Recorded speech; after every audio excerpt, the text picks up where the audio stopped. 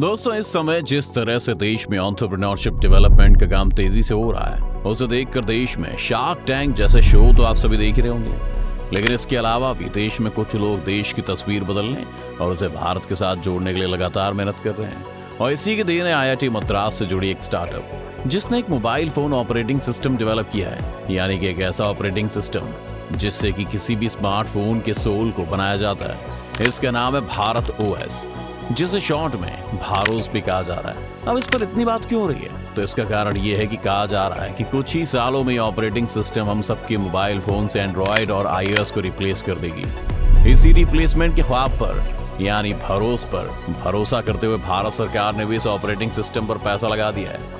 दोस्तों, आपको ये तो पता ही है कि मोबाइल ऑपरेटिंग सिस्टम के मार्केट में अभी गूगल के एंड्रॉयड और एप्पल के iOS का ऐसा दबदबा है कि उसके आगे विंडोज और ब्लैकबेरी के फोन कब आए और कहाँ चलेगा इसकी किसी को खबर तक नहीं हुई। इसी के लिए भरोस के जरिए भारत ने एक ठोस कदम बढ़ाया है। इसीलिए आज की इस वीडियो में आइए हम देखते हैं कि भरोस की क्या खासियत है और क्या ये एंड्रॉयड और iOS जैसे ऑपरेटिंग सिस्टम का दबदबा तोड़ पाएगा। तो उसके साथ ही आज हम डिटेल में ये भी समझेंगे कि आखिर क्या होता है ऑपरेटिंग सिस्टम जो आज के जमाने में स्मार्टफोन का सोल बना हुआ है। दोस्तों, भारोस भारत सरकार की फंडिंग वाला प्रोजेक्ट है। इसे IIT मद्रास में इनक्यूबेट की गई startup J&K operations private limited ने डेवलप किया है। इस भारोस को भी एंड्रॉयड ओपन सोर्स प्रोजेक्ट यानी AOS भी है। इसीलिए तो सबसे पहले ये समझ लीजिए कि ये अपने आप में कोई नया ऑपरेटिंग सिस्टम नहीं है, यानी कि टेक्नोलॉजी के लेवल पर ये काफी हद तक एंड्रॉयड जैसा ही है, जिसे आप एक तरह से एंड्रॉयड का फोक्ड वर्जन कहा जा सकता है, क्योंकि ये भी AOSP का इस्तेमाल करता है। इसलिए एंड्रॉयड और उसके फंक्शन में काफी सिमिलैरिटीज देखने को मिलने वाली है। इसे समझने के लिए आपको ये समझना भी जरूरी है कि पूरी तरह से नया ऑपरेटिंग सिस्टम बनाना और एंड्रॉयड का फोक्ड वर्जन तैयार करना दोनों अलग अलग बातें हैं। फोर्किंग में डेवलपर किसी प्रोग्राम, ऐप या ऑपरेटिंग सिस्टम के सोर्स कोड को कॉपी करके नया प्रोजेक्ट बना सकते हैं। गूगल का एंड्रॉयड ओपन सोर्स प्रोजेक्ट है, कोई भी इसका सोर्स कोड यूज कर सकता है और अपना फोर्क या ऑल्टरनेट वर्जन बना सकता है। लेकिन एंड्रॉयड के फोर्क वर्जन के साथ दिक्कत ये होती है कि इसे गूगल प्ले स्टोर का एक्सेस नहीं मिल पाता है। ऐसे में कोई इंडियन कंपनी चाहे तो एंड्रॉयड फोर्किंग के जरिए नॉन गूगल ऑपरेटिंग सिस्टम बना सकती है, लेकिन हो सकता है कि उसमें ज्यादा बग्स की समस्या हो जाए और हैकिंग का खतरा बढ़ जाए, क्योंकि एंड्रॉयड के फोक्ड वर्जन को गूगल प्ले प्रोटेक्ट का सपोर्ट नहीं मिलेगा। हालांकि गूगल ने 25 जनवरी को कहा था कि कंपटीशन कमीशन ऑफ इंडिया की रूलिंग के हिसाब से वो दूसरी कंपनियों के फोक्ड एंड्रॉयड वर्जन बनाने की इजाजत देगी। यानी इसका मतलब ये हुआ कि आगे चलकर तकनीकी रूप से भारत OS को गूगल की कुछ सर्विसेज का एक्सेस मिल सकता है। अब हो सकता है कि ऑपरेटिंग सिस्टम सुनकर आप कंफ्यूज भी हो रहे हैं, इसीलिए आइए आपको समझाते हैं कि क्या है ऑपरेटिंग सिस्टम। तो दोस्तों, जैसे जीवन के बगैर ह्यूमन बॉडी का कोई भी एग्जिस्टेंस नहीं है, उसी तरह ऑपरेटिंग सिस्टम के बगैर कंप्यूटर और मोबाइल का कोई भी एग्जिस्टेंस नहीं है, क्योंकि हम बिना सिस्टम सॉफ्टवेयर यानी ऑपरेटिंग सिस्टम के डिवाइस के अंदर कोई काम नहीं कर सकते। सभी एप्लीकेशन प्रोग्राम का इस्तेमाल करने के लिए हमें सिस्टम सॉफ्टवेयर की जरूरत पड़ती है। आइए अब ये समझने की कोशिश करते हैं कि एप्पल iOS और एंड्रॉयड से भारत OS कितना अलग है। तो दोस्तों, आपको तो पता ही होगा कि अभी एंड्रॉयड या iOS पर ही सारे स्मार्टफोन चल रहे हैं। गूगल और एप्पल जैसी कंपनीज इनके जरिए कितना और किस तरह का डेटा जुटाती रहती हैं, इस बारे में समय समय पर चिंता जताई जाती है। और तो और गूगल प्री इंस्टॉल्ड एप्स और सर्विसेज का सहारा लेती है लोगों को मजबूर करने के लिए कि वो सिर्फ और सिर्फ उनके ही प्रोडक्ट का यूज करें, और इसी के जरिए वो उन लोगों का डेटा कलेक्ट करती है। इस तरह गूगल के प्ले स्टोर के एप्स भी थर्ड पार्टी सर्विसेज के साथ डेटा शेयर करते हैं। यानी कि बात अगर एंड्रॉयड की करें तो ये कितने लेवल्स के साथ हमारी प्राइवेसी के साथ छेड़छाड़ करती है, इसका आप अंदाजा लगा ही सकते हैं। अगर आपको एग्जाम्पल देखना है तो आप बस एक बार बोल कर देखिए कि आपको मोबाइल खरीदना है, बस फिर देखते जाइए कमाल, हर जगह आपको मोबाइल की ऐड नजर आएंगे बिना गूगल पर सर्च किए भी। इसलिए एक ऐसे OS की जरूरत थी जो देश में हमारी प्राइवेसी के साथ खिलवाड़ न करे। बताया जा रहा है कि भारत OS में कोई डिफॉल्ट ऐप या सर्विस नहीं है। इसका मतलब ये है कि यूजर जो ऐप चाहे डाउनलोड कर सकते हैं। ऐप कई तरह की परमिशन मांगते हैं, इस लिहाज से भारत OS में यूजर के पास ज्यादा कंट्रोल होगा कि वो अपनी पसंद की ऐप डाउनलोड कर सकेगा, जिसके फीचर्स पर उसे ज्यादा भरोसा होगा। यानी भारत OS को प्राइवेसी के लिहाज से अधिक सेफ माना जा सकता है।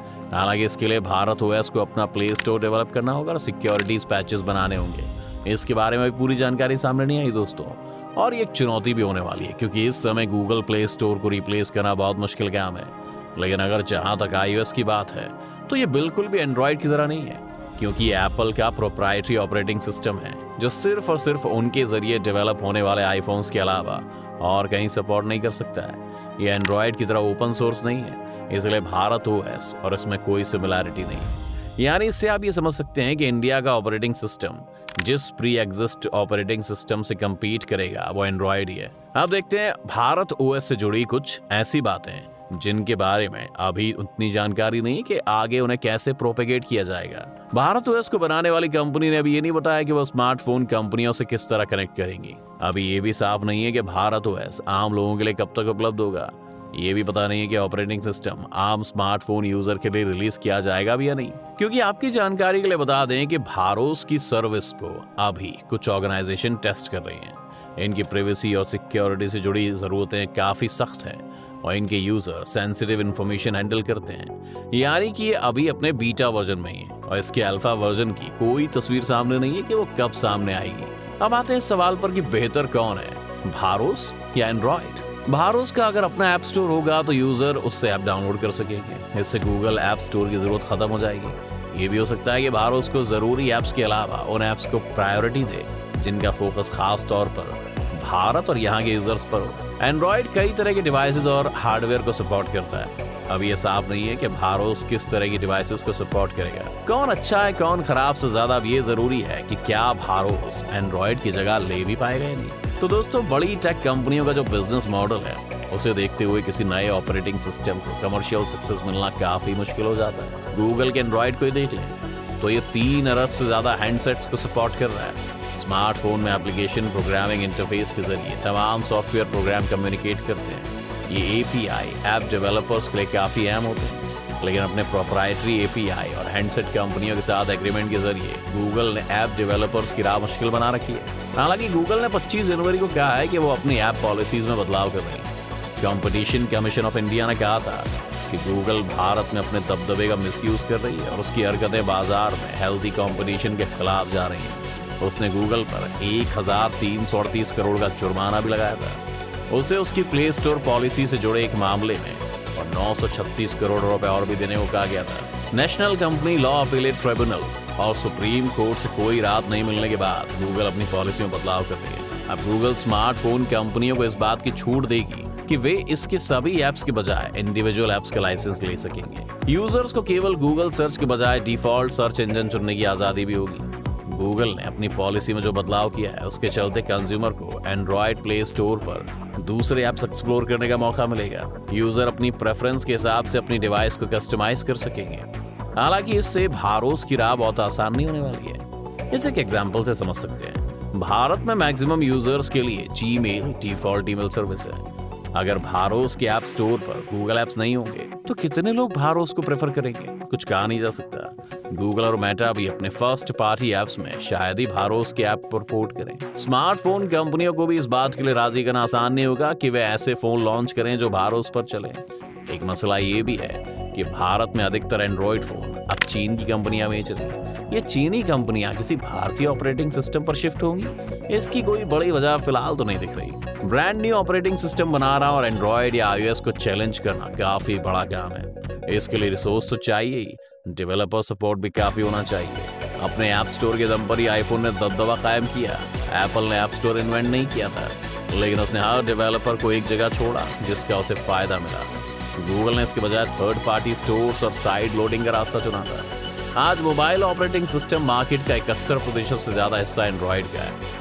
इसलिए अब ये देखना दिलचस्प होगा कि क्या टेक्नोलॉजी की राह में इंडियन कंपनी यूजर्स का दिल जीत पाती है या नहीं। दोस्तों, क्या आप कभी एंड्रॉयड या iOS को छोड़कर किसी और तरह के मोबाइल पर शिफ्ट करना चाहेंगे? अपनी राय में कमेंट करके जरूर बताएं। साथ ही इस वीडियो को लाइक और शेयर करना ना भूलें और हमारे चैनल को सब्सक्राइब भी कर लें।